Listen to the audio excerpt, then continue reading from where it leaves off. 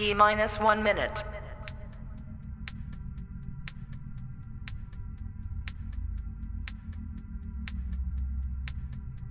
T minus 50 seconds.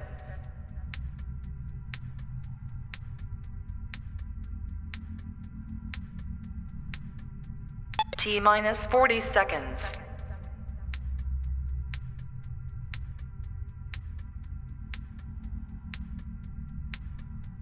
T minus 30 seconds.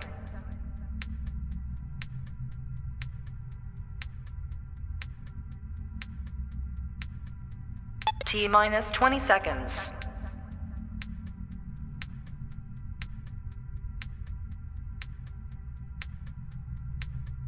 Ten, 9, 8, 7, 6, 5, 4, 3, 2, 1, 0.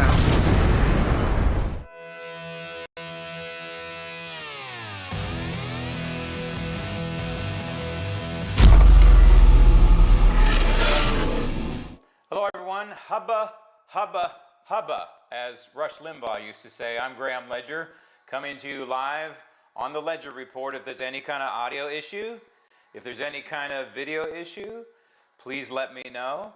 Let me know your comments, let me know your questions, and you can do that by going to YouTube, as I presume you're watching now, and you go to the comments or chat section, and you type in, "Gee, Graham, that coat looks beautiful," or "Where did you get that wonderful blue shirt?" or "I hate your haircut.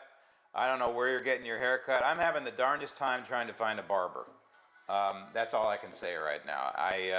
You know, when you move to a new area, everything's new, and you got to find a barber, a hairstylist who works well with you and listens to you. This is the problem I have with barbers and hairstylists perennially. I mean, since I can remember, and that is, you tell them what you want. I want, you know, short on the sides. This is what I want, because my head is kind of shaped round, so I want short on the sides and a little bit longer in the back. And what I tell them is, think mullet, right? I'm not trying to go back to the 80s, although I wish I could, with a mullet, and I'm not trying to wear a mullet, but I'm trying to shape in their mind what I'm gunning for here. And I'm telling you, 90% of the time, instead of getting my mini mullet, I get zzz, like I've just enlisted in the United States Marine Corps, and I'm on Camp Pendleton waiting for the sergeant to yell at me. I'm not kidding you. I mean, it's as if hairstylists today, first of all, only want to use clippers. They don't want to use scissors, so I ask for a scissor cut, but inevitably they'll pull out the clippers. Well, I'm just going to do a little bit, you know, of cleaning up. Zzz. Next thing I know, there's 3 inches on the floor. I don't know. If you have the same problem, let me know. Nobody's chatting. Somebody put a chat in there. Let me know that you're hearing all this, because you know, it's a new era for me where I'm not sitting in a studio and I don't have a control room with 80 people yelling at me in my ear anymore. It's a new paradigm. I think Rush Limbaugh would approve of the paradigm that we have now, and I think that slowly he was starting to embrace what goes on in this new paradigm where you can kind of broadcast yourself. By the way, in case you are hearing music in the background, that's not some sort of chemtrail interference. It is my mellow music, because I want to have mellow music in the background. And again, it's something I was never able to do when I did the news, or I did the Daily Ledger or the Ledger Report. Can't have music going on in the background. That's verboten. And also as verboten, by the way, is a wonderful thing. If you go to Google Maps now, apparently, I haven't tried this, but I was reading their news release. Google issued a news release, and people are asking, well, so on Google Maps, are you going to say the Gulf of Mexico or the Gulf of America? And apparently, this egg-headed CEO of Google, who you know, is anti everything that we stand for, but you know, we have to deal with it, right, one way or another, either directly or indirectly. The egghead says, well, yeah, we're gonna call it the Gulf of America now. It's the Gulf of America. So if it's on Google Maps, you know that that is a major capitulation. And so all these people, all these liberals out there, especially you in California, these liberals kept saying, well, the president doesn't have the unilateral authority to simply rename a region of the world. Oh, really? Well, why don't you ask Barack Hussein Obama about that, who went to Alaska and had some sort of personal moment with a mountain that we used to call Mount McKinley, and because of his DEI wokeness, radical Marxism, he said, you know what, we're going to rename that to, Denali. Denali, the great one, instead of Mount McKinley. So what does Trump do? He renames it Mount McKinley. See you later, Denali. And he gives us the Gulf of America. And, you know, I've seen some posts, and again, I do this, I fall on the sword for everybody, so they don't have to do this. I have a lot of so-called friends on Facebook, on my personal Facebook, and I read their posts, and most of them are in California, and they're aghast. He doesn't have the authority to rename it the Gulf of America, and that's racist, and no, it'll always be the Gulf of Mexico. Ladies and gentlemen, a lot of people, you know, we have America the Beautiful, the song. Does it really pertain just to the United States? I think so. I think that's the intent. But the use of the term America means a continent to me, as in North America or South America. And so Donald Trump didn't name it the Gulf of the United States, although he could have. I frankly think it should be either the Gulf of Texas or the Gulf of Florida. If you look at the coastline, really most of Florida, or maybe Texas beats Florida on this one. I didn't take out my ruler, but it looks about equal. That shoreline-wise, Florida and Texas seem to have about the same exposure along the Gulf of America as Mexico does. So it's really a coin flip. Could be Gulf of Mexico, it could be the Gulf of Texas, could be the Gulf of Florida. Instead, no, let's split the baby and make everybody happy and call it the Gulf of America. Oh, but the liberals have gone crazy on this one. This is just emblematic of how much they have Trump derangement syndrome and how much they hate the 47th, 45th, and 47th President of the United States. But I just think it's a wonderful thing. Okay, so no one's chatting with me. No one's telling me they can't hear me. That's, I guess, no news is good news. But if you could just go in there and say, hi, happy Wednesday, wherever you are, and tell me where you're watching from. That would be great. I would love that. This is the whole point of doing this program, ladies and gentlemen, is for you to tell me what you want to talk about. And you can do it through chat, which is what I'm hoping you do, and maybe I have to retrain some of you SEALs out there. But you just go in there. If you're looking on YouTube, you just go in there in the little box to the right. It is on my computer. I don't know how it sets up on yours or on your iPhone. Maybe it's below on the iPhone or Android that you use. And you just say, hi. You know, that's all.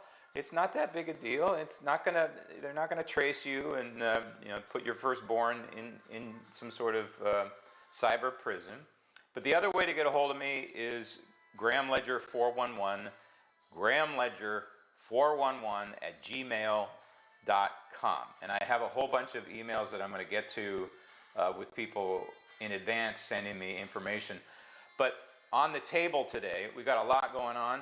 You know, you talk about Operation Warp Speed, and I know that that's a negative term now in our parlance because it pertains to this mRNA gene therapy that was forced down the veins of probably about 200 million Americans, and a lot of good people that I know. I was just talking to a dental assistant yesterday, and she had 3 of these things, and I said to her, I just looked at her with a kind of a stone cold face, and I said, I wish you hadn't. And you know, you could tell that she wished she hadn't too, but it's one of those things that maybe you don't even want to admit that you screwed up kind of thing.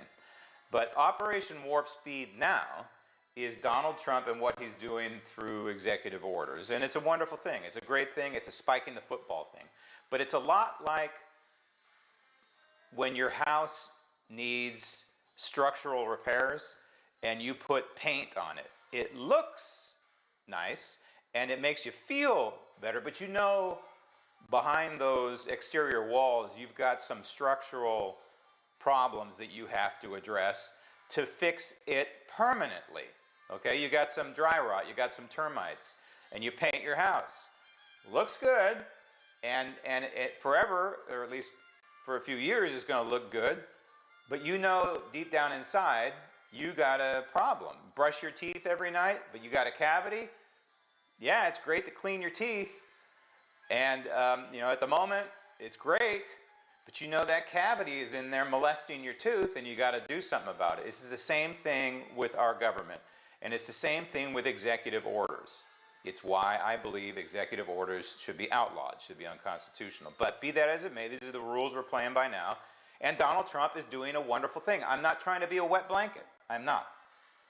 But you have to realize that everything that Donald Trump has done so far can be undone in 4 years. And so we have to make these things permanent. And I'll get to that in just a minute. But we have a lot of things on the table that you can talk about, that send me your questions or comments on. Deportations, what's going on, wonderful thing. And I don't know how effective this is going to be in the aggregate over the next 2 to 4 years, but it's a wonderful thing. And I think it's sending a message to illegals. The apprehensions at the border are way, way down, usually measured in the thousands under Joe Biden, now measured in the hundreds. And I think you're going to see that number go down to the dozens, the way kind of it used to be.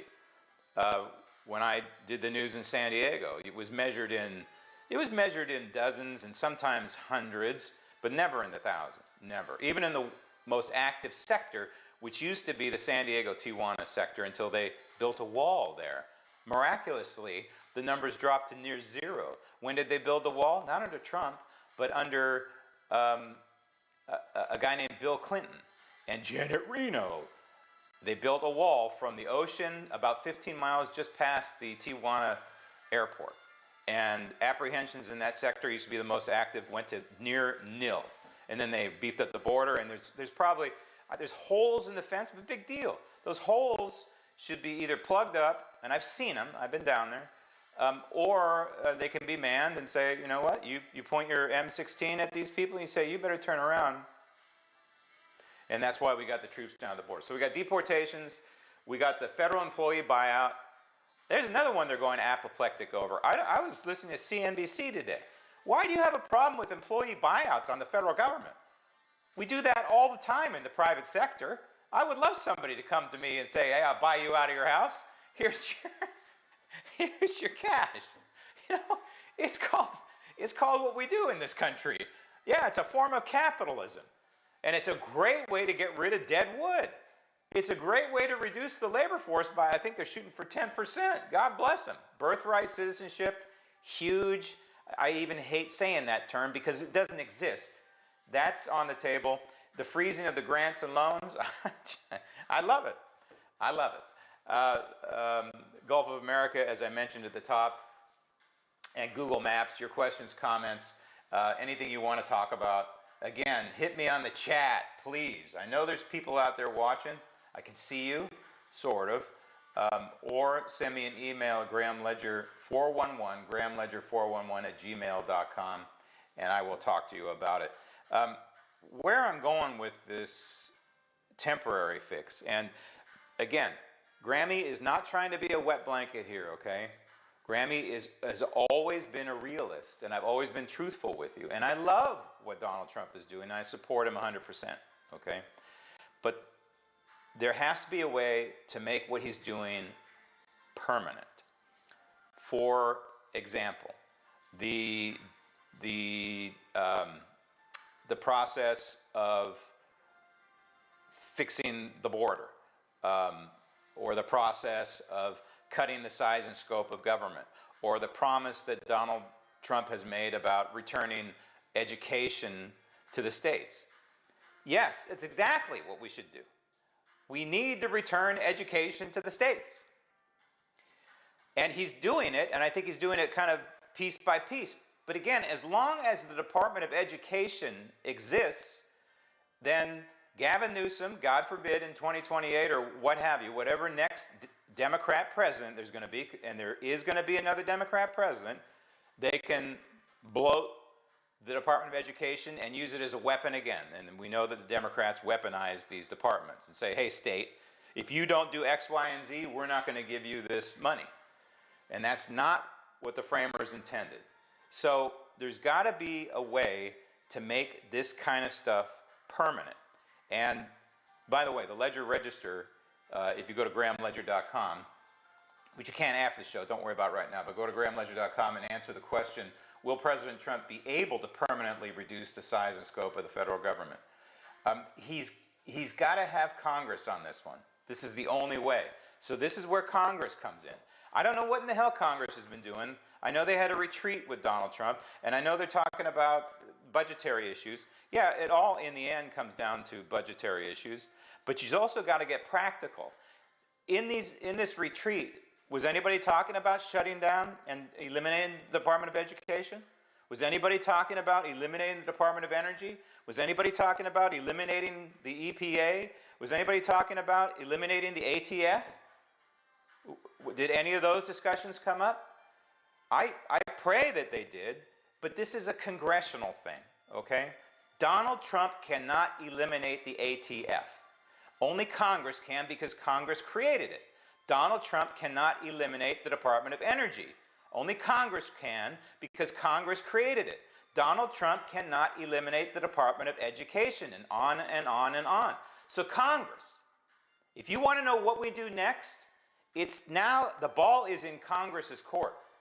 And we have a slim majority, and you better whip these men and women into shape, and you need to use leverage. I was going to use the word threat. I would say tone it down to, you got to use leverage with these people, okay? And say, look, we have a once-in-a-lifetime opportunity here. We have a bully pulpit president who's willing to stick his neck out like no other in the history of the United States. And we have you people in Congress who were elected to carry out the agenda of Donald Trump, who was just elected. And now do your job. Carry out the agenda and eliminate the Department of Energy, eliminate the Department of Energy, Education, eliminate the EPA, eliminate ATF, and on and on and on. Strip the FBI, hone it down, put shackles on the CIA, eliminate FISA. Is anybody talking about FISA? Anybody talking about FISA at all? I am. And I'll tell you why I'm thinking about FISA. Because what is happening, of course, is very predictable, is what these Marxists do. They go to the courts and they try and stop what Donald Trump is doing in the courts. For example, birthright citizenship. Birthright citizenship doesn't exist. What exists is your mom and your dad, who are either U.S. citizens or not. And if they're U.S. citizens, then you're a U.S. citizen as a child. It's that simple. It has nothing to do with terra firma. It has nothing to do with the soil. Look at it this way. If your mom is on vacation, a U.S. citizen, on vacation in Thailand, okay, and she's pregnant, 9 months, gives birth, bam, are you a Thai citizen? I don't know what their laws are, but I know what our laws are. You're a U.S. citizen even though you're born in Thailand, okay? And as I've used this example a million times. The Honduran lady squats, has a baby in the United States. No, is not a U.S. citizen. Because that Honduran lady is what? Everybody in the media, please, let me hear you. She's Honduran. She's under the jurisdiction, under the 14th Amendment, which has been misinterpreted. She is under the jurisdiction of, not the United States, but Honduras. Therefore, that child is what? A Honduran. Yes, not a U.S. citizen, okay? So birthright citizenship is being challenged in court. The federal loan grant, the grant that was being used to buy $50 million worth of condoms for Gaza, that's just, you know, the mainstream media, they hear this kind of stuff, and they just kind of go, okay, you know, big deal. That should be a scandal. It should be a scandal of the highest order, but just kind of shrug their shoulder. Oh, $50 million for condoms in Gaza. That's the kind of stuff that the Trump administration is trying to stop. Yet we have these radical judges stopping temporarily, at least, the loan and grant freeze, birthright citizenship, and I guarantee you they're going to try and stop this buyout that the Trump administration is trying to do to lean out, if you will, the federal workforce. So what can Congress do about it? Well, I have an idea, and I think this works, and I'd love to hear what you think about it in the chat, in the YouTube that you're watching. It's either there or there or there. Here's my idea. In the Constitution, the Article 3 branch is delineated, and that is the Supreme Court. But all inferior courts to the Supreme Court are birthed by Congress. Okay, so all inferior courts on the federal level are created by Congress, and they can be uncreated. They can be demolished by Congress too. Why doesn't Congress come up with an expedited court system? A temporary expedited court system. I would put a sunset date on it. I would say, okay, we'll do it for 18 months or 2 years, and then there's an option, there's a window of options to renew or just let the thing sunset. And that's the way basically all bills should read. There should be sunset clauses on all bills, all of them. I don't care what they are. Imagine if you had a sunset clause on the Department of Education. This Congress, all it would have to do is go, we're not going to do anything, goodbye. The whole department would go away. Imagine if you had sunset clauses. Yeah, I mean, I'm not trying to mess with Social Security, but it's one of those things where they should re-up it. They should re-up Medicare. They should re-up, they have to do it with the military budget, right? I've got my thoughts on that too, by the way. That's the primary mission of the federal government. But the bottom line is, here's what I think. I think the Congress can create a temporary expedited federal court that can be mobile, if you will, or regional. And so when you have these, and I mean expedited, where you swear in a bunch of judges who are hotshot attorneys, and you get them, and their mission is simply to have 1 or 2 days in court and then render a decision. No jury, a single judge, okay? And that's it. And then the decision is over with. And you can put some sort of wording in there that you can only appeal it to the United States Supreme Court. That's it. That's the appellate process. I mean, the Congress has immense powers here, okay? Has immense powers. And so you set up these federal expedited courts. Why? Because we don't want these issues to be bogged down for years. This is their strategy. And it works. If they can bog it down for 4 years, Donald Trump could be gone. So we need these things expedited. Expedited court, and, applies to, what's going to happen with these illegals being deported. Some of them are going to hire lawyers, and they're going to try and claim that they have constitutional rights when they don't, and blah, blah, blah. I need a judge to come in there and say, okay, and by the way, limit the arguments. I mean, I wanted them to treat it like small claims court. You ever been to small claims court? The judge is in there, and you don't have attorneys. It's you, right? And the judge puts parameters, like Judge Judy, or these television judges, right? And I love it because that's television, and that means I think there's 2 cases per show, and there's approximately 22 minutes minus commercials, and so that means about 11 minutes per segment. That means there's about 10 minutes of adjudication. If they can do it on television, Judge Judy, in 10 minutes, why can't we do it in real life? So tell me your arguments, lawyer 1. Tell me your arguments, lawyer 2. I'm going to render a decision same day. Or maybe I'll sleep on it, see you tomorrow, kind of thing. This can be done. You give these judges the parameters.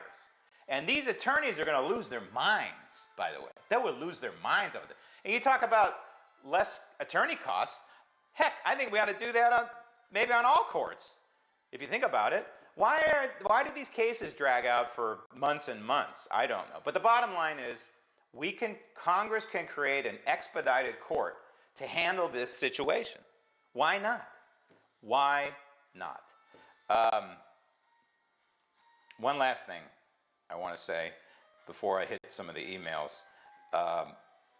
This young press person, I don't remember her name, for the Trump administration. I wish her the best, but the key word is young, and so good luck, and we'll see how things go, as Donald Trump likes to say. But the bottom line is, I got to give her some credit for when they asked, the press did, of course, the illegals being, they don't use the word illegals, they use migrants. Of course, they're not migrants, because if they were migrants, they would be back home seasonally. That's the definition of a migrant. These illegals, some are being deported who are not criminals, they said. Now, what they mean by that is they haven't committed a crime in the United States after they cross the borders. This is their definition of non-criminal, right? So once they violate our sovereignty, they cross our border illegally against federal law, then they're in our country and they haven't committed another crime. So that's the definition of the mainstream media and the liberal left and the Marxists of someone who's an illegal but not a criminal. But this is why I use the term illegal, because all illegals are criminals by definition. And that's what this young lady, finally, someone other than Graham Ledger says. Excuse me, but they violated our sovereignty, or they violated our border. I don't know how she put it, not quite as articulate as that. But they committed a crime by crossing our border, therefore they're all criminals. Oh, I felt like I was Gandhi, the lone voice in the wilderness. Now, apparently, hopefully we'll have an echo chamber. And hopefully the mainstream media will play that soundbite ad nauseum. I don't know. There are two Americas in this world, and I really is concerning to me. So the emails. Let's see. I have a lot of emails from people asking or telling me when they would like to see the show. I've got an email from Ivan, from Michael, saying in the morning Eastern. I got one from Rhonda in the morning Eastern. In the morning around 10 a.m. Eastern. This one 10:30, 8. Here's one at 8 p.m. That's from Ivan. This one from Judy. You're the best. Linda says anytime in the morning. Obviously, a very flexible person Linda is. Chemtrails. Catherine writes, will you address the chemtrails? Listen, over the years, what I've tried to be is a rock for you, and that's a rock solid person, someone who's almost predictable to a degree. And I think that's what a good parent is. A good parent is rock solid and almost predictable. If you write crayon on the wall and you know better, what's the parental reaction going to be? It's predictable. And so when it comes to items that are a little bit out there, and I've knocked down a lot of these things, and a lot of you, not necessarily you, but a lot of people on our side think that JFK Jr. is still alive. And there was a time a couple of years ago where they said JFK Jr. is going to be the vice president and Donald Trump's going to be the president and Donald Trump's going to reassume office in 2022. I put chemtrails in that same vein. And the chemtrails people are linking to creating the last hurricane that we had in Florida, Hurricane Milton. And it's just, my head starts to spin, okay? So my head spins on chemtrails. Could it be that people are seeding the clouds and creating rain? I think we've done that. I think we know we can do it. Can seeding the clouds change, quote, the weather? I don't believe mankind has that ability. Can these, quote, chemtrails be bad things, being like almost like a crop duster floated down on civilizations? Oh, hell yeah, that could happen. But where is it coming from? And if you trust our federal government at all, these chemtrails are coming from where, and wouldn't we address them? Now, that said, we find out that these drones around New Jersey and other areas were approved by the FAA, were actually part of an FAA-approved project of some kind. And then I knew what was happening, and I told this to Special Ed. I said, you know what's happening with the drones is there's copycats out there, and these guys, they say, oh, these nerds, oh, let's fly my drone because everybody else is flying their drone over New Jersey. So that's how this, it's a big nothing burger, except the fact that Joe Biden and the Biden administration lied to us and said, we don't know what they are, when obviously they did. So chemtrails, we've got other things to worry about, is what I would say, Catherine. John writes, congratulations, like to watch your news show. Question is, do you think Trump is telling us the truth about the drones? Yes. I do. I think he's telling us the truth about the drones. It's the same thing as chemtrails. I just explained that the Biden administration lied to us. They were doing something with the drones. I don't know what. I don't know what. Who knows? Maybe they're testing. I don't know. I don't even want to guess. But they're, you know, it's typical federal government. Too much money and time on their hands. And this is what we're trying to cut with Donald Trump. We want to get rid of this crap. We want to get rid of the the $50 million of condoms to Gaza. And the drones, I don't believe it was nefarious per se in general. Although it certainly could be, one day, be used against us. And we've seen that on the battlefield over there in Ukraine. Nancy writes, it would be nice to see an all-out campaign on uncovering the stolen elections that took place in 2020, 2024. 2024, I'm sure some races were stolen, and I was ready for the presidential race to be stolen. But I think they just didn't account for one thing, and that is, I think there were many crossover voters, and I mean crossover independents and Democrats who pulled the lever for Donald Trump. I think they cheated in 24, just like they did in 2020, but not as much. They didn't calculate it as much. I was bracing for a Kamala Harris president. I know, what a horrible thing to even utter, but I think that they could not account for people either rejecting Kamala Harris, who should be voting for her, as in Democrats and some independents, and they couldn't account for people who said, the hell with this, I want a good economy, I'm sick of the crap that's going on right now. I'm never going to admit to anybody I voted for Donald Trump, but they voted for Donald Trump. I think there's quite possibly millions of Americans, and in all 50 states that did that, including California. Claire writes, why was Mark Zuckerberg at our president's inauguration? I don't know. I don't know. You know, there's an old expression is you keep your friends close and your enemies closer. And I agree with that expression. Why not keep a guy like Zuckerberg, who is the enemy? He is the empirical enemy, and do not trust him. These fact-check people he's ostensibly got rid of, do not believe him. I stay on Facebook only because it's a way to communicate. That's it. I've been suspended more times than Allah has virgins in heaven on Facebook and YouTube, for that matter. That's why I'm using YouTube, because YouTube is the best delivery vehicle for what we're doing right now. There's no other like it. So, and remember, Christ said, go to the sinners too. So let the sinner be near you so you can keep an eye on him. Also, Zuckerberg donated $1 million to the inauguration, okay? So that's why he's there. Do I like it? Do I like seeing Zuckerberg there? Hell no. But, you know, let's face it, he's one of the richest dudes in America, and he's got X amount of power. So keep him close, keep him closer, keep an eye on him. I'm not saying trust him. Do not trust him whatsoever. But it's something you have to deal with. Facebook is a behemoth, and we have to deal with it. Steve writes, not a penny for California until offshore drilling is allowed. Well, the problem is that California controls its coastline. I like what Donald Trump has said to them, that there will be no federal aid unless you do two things. One is release the water. And by the way, I see a lot of spin on this one from Californians who say Donald Trump's lying, he's misleading people about the water.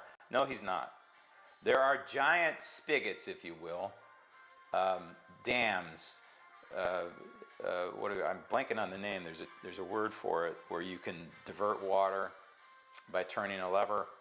In any case, they exist. They're huge, and they're up in Northern California, and they can divert it to the south, or they can divert it to the Delta, is what we call it in the Bay Area in San Francisco. And right now, they're diverting it to the Delta, which basically just spills into San Francisco Bay and goes out to the ocean. Because the Delta is an area it's fished, if you will. It's just mostly for pleasure boating. And it used to be used in different ways over the years, but it's navigatable water, but it's brackish water because you have San Francisco Bay hitting the water that comes down from Tahoe and the Sierras, and so it's kind of brackish. And so the environmentalists go nuts when the salt starts moving up, maybe a natural occurrence, and so they want to push it back. And how do you push it back? You divert all this water. It's that simple. It's that simple. That's what we're talking about here. So all that water just gets emptied into the Pacific Ocean, basically, instead of going to Southern California, which, whether you're fighting fires or not, that water needs to be diverted to the south because the farmers in the Central Valley are being cut off. Why would you be doing that as a state? I don't have an explanation. You're killing your farmers in the Central Valley. The crops are drying up. Not all of them, but X amount that don't have ability to have a well use on their land in the most fertile land in the country. So they rely on this water coming down from the California aqueduct, which you can see along I-5 if you ever drive in California, north-south I-5. And so Donald Trump says that, look, you've got to stop doing this insanity. You got to be sane, and we'll give you aid, and you have to get voter ID. Now, I don't know about linking the two, but it's okay with me. I do know that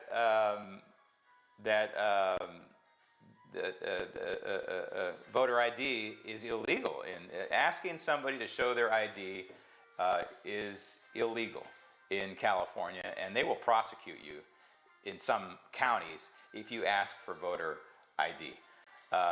So I like what Donald Trump is saying. I like his idea of eliminating FEMA. I think FEMA is a disaster, and I think that the states should be in charge. And by the way our system is set up, where the federal government gives states money, or through FEMA, or however you want to do it, whether it's the Department of Education or the Department of Energy, where it's in one clearinghouse in the federal government and then gets back down to the states. That's the opposite of what the framers of the Constitution wanted. They wanted the states to control their own pocketbooks, their own destiny, if you will. And now we've got it reversed. And so what Donald Trump is trying to do, in a way, is federalism, which is the system that we supposedly have. And so by dumping FEMA and allowing the states to do their own FEMA, if you will, which makes way more sense, because these people come down to Florida from FEMA and they say, well, if you have more than 51% of your home damaged, you are not going to be able to rebuild it as it was. And they're from Oregon. You don't even know what the hell life is like in Florida. And that's the way it is with FEMA. But you have to remember something. There are two Americas. And I see this on a daily basis on my social media, because I'm connected with people in California. And they are irrationally hating Donald Trump. And what they do is they pick these crazy little minute little issues and they blow them up as if they're life-altering. For example, they will accuse Donald Trump right now of being disrespectful or worse to Canada and to Denmark, aka Greenland. This is some horrendous thing. They clearly don't understand what Donald Trump is trying to do with Canada in particular, or Panama, and that is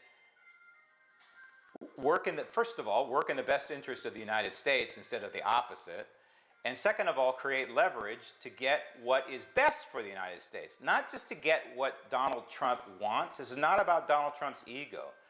This is about Donald Trump acting on our behalf and trying to level the playing field, at least, if not tilt it in the direction of the United States, which is the way it should be. Shouldn't we be America first? Shouldn't all Americans want America first?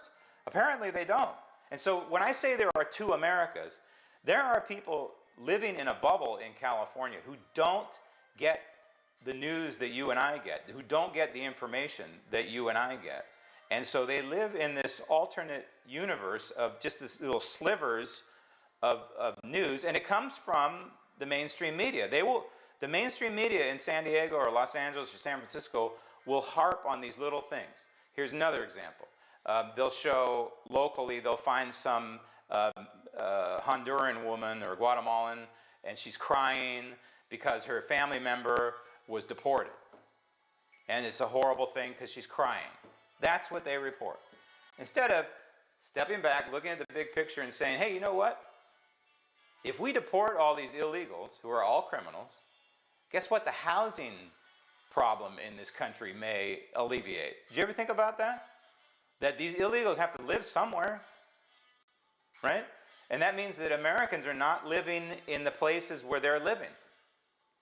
Not that their living standard is going to be all that great, but there could be Americans in there who need those homes, whether it's a great living standard or not. There is one issue that we have to think about when you get rid of, if we had a magic marker and we could just erase all 20 million illegals in this country, I'm just guessing. I'd say a third of those are in California, and then the rest are dispersed, unfortunately. But if we could just magically erase the 20 million illegals, and we wish we could, all those dollars they send south of the border or overseas, but mostly south of the border, those are dollars taken out of our system. There could be a modicum of inflation because of this, but I don't care. I'm just saying, I'm just pointing it out that if you suddenly have more dollars chasing all the goods in this country, it's a definition of inflation, right?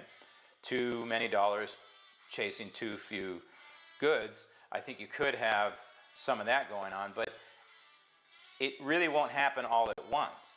This is a trickle kind of effect where we're deporting this many and that. And by the way, this whole Colombia thing,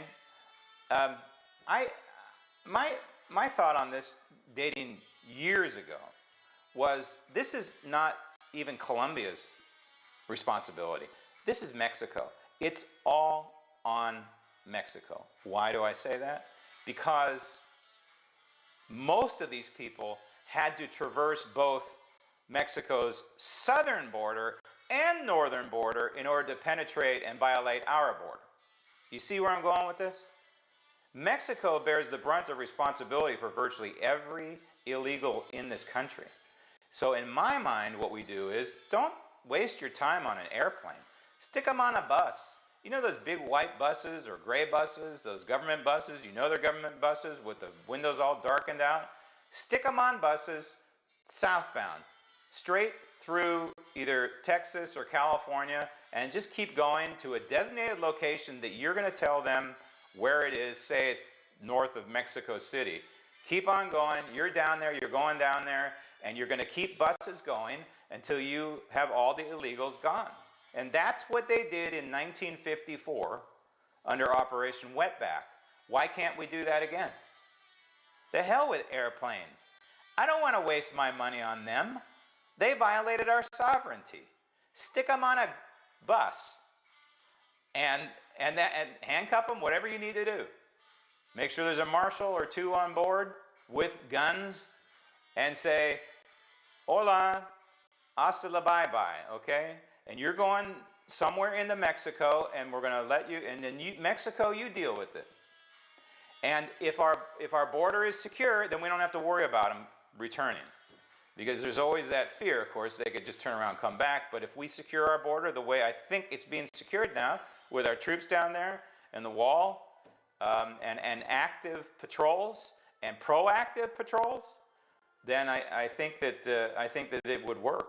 And you know, even if you fly them down to Caracas or wherever, and we don't have an extradition treaty with Venezuela. Big deal. That's why I say stick them in Mexico.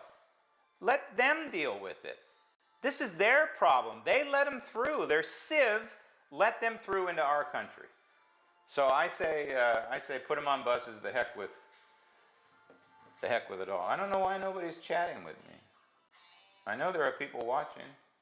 Oh, here's one chat. This is from Luther. Luther? Thou art decipher hello. Luther are thou decipher? What kind of a name is that, Luther? Hey, Luther? That almost looks like Lucifer. Could be a joke name. I don't know, but at least I got a chat. So I'm happy with that. So I'm out of emails. I'm not out of material, but I'm out of emails, and I don't have any chat questions. So I'm going to go real quick before I wrap things up. I just got this on the wire here. It says, Oklahoma Board of Education unanimously approves proposal requiring parents to prove citizenship when enrolling their kids. What a novel idea. I mean, we have to give this Board of Education somewhere in Oklahoma kudos for that. Why not ask for citizenship? Because we pay through our property taxes to have all children educated. Trump administration offering buyouts to nearly all federal workers. Again, this is a genius way to alleviate the role, the size and scope of the federal government. And these ones that take the buyout, don't replace their jobs if you can, unless they're air traffic controllers or something kind of important like that. Did you hear that they arrested the gangs in Colorado? The ones that I think that came up from Venezuela that were terrorizing that apartment complex in Colorado. Yeah, apparently they got them. And of course, Donald Trump is firing all the people surrounding the Jack Smith debacle. Remember, Jack Smith was the prosecutor who went open season on Donald Trump. It worries me, it concerns me that we have these state prosecutors that are still out there actively trying to do their things, but you know, that's our system. They're just abusing it. In New York, you know, they have a certain amount of sovereignty, and they can weaponize their prosecutors and they can weaponize their court system as they have against Donald Trump, and there's not a hell of a lot we can do about it. I'm just surprised that it's still kind of dragging on in Georgia, and why that thing hasn't been shut down by now. But again, my theme here in this broadcast as we wrap things up is wonderful job, Donald Trump. It is Operation Warp Speed of the warpest kind in terms of reducing the size and scope of government, holding government accountable, holding people who work for the government accountable, and getting rid of the dead wood and getting rid of the evil wood that exists in the federal government. God bless Donald Trump for what he's doing. We just need Congress to do its job now and help make these changes permanent. Why don't you just start with the Department of Education? Speaker Johnson, why don't you just start working right now and say, hey, we can live without the Department of Education. That's a whole bloated, I don't know what the Department of Education's budget is, probably $100 billion, right? So you take that $100 billion and you either reroute it back to the states and close down the department, or you don't take that money in the first place. Because, again, the framers of the Constitution never wanted the federal government to fleece the American people of $100 billion so that the federal government can tell some school district in Montana what to do. It's backwards, ladies and gentlemen. And it's radical to some people to take a stick of dynamite to the Department of Education and blow it up, but I don't really care. If it turns out we need some kind of federal level education stuff, then we can roll it into another department. Okay? We don't need a whole energy department. We don't need an energy department at all. You want to maintain the nuclear plants? You think you need to do it at a federal level because it's national security? Okay, then let the military handle it. Sounds good to me.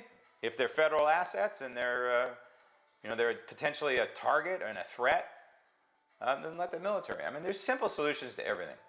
The border, I think there's a long-term solution to the border that involves the military, necessarily, border governors, and maybe the Senate, along with the Senate, perhaps, and the president, all kind of working co-equally. Wouldn't that be something? If you could have all these different branches and areas of government working together, and almost like a check and balance. So you can't have a Joe Biden do what he did again. You have the Senate with an equal vote, or you have the United States military with either an equal vote or at least a big say in the logistics of the operation. And then you have the border governors. Now, of course, Gavin Newsom's a border governor, and that's no bueno. But then again, Texas has a pretty good conservative governor. New Mexico, not so good. And Arizona, I don't know what you guys are doing in Arizona. But anyway, the best of luck to you. Thanks for watching. Please, next time, chat me. Please, I know it may be a new, learned kind of discipline, but this is the whole point of doing this program.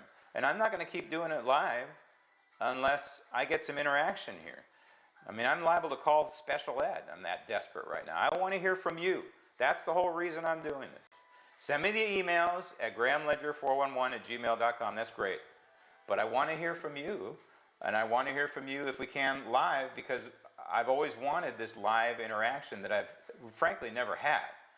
I've always wanted to do a live show. When I was doing the daily Ledger, the Ledger Report, I always wanted to have the live interaction, and I never was able to have it. And I'm as if you're in my living room, and I want to treat you with respect as if you were in my living room, and have a conversation as if you were in my living room. So let's do it if you would.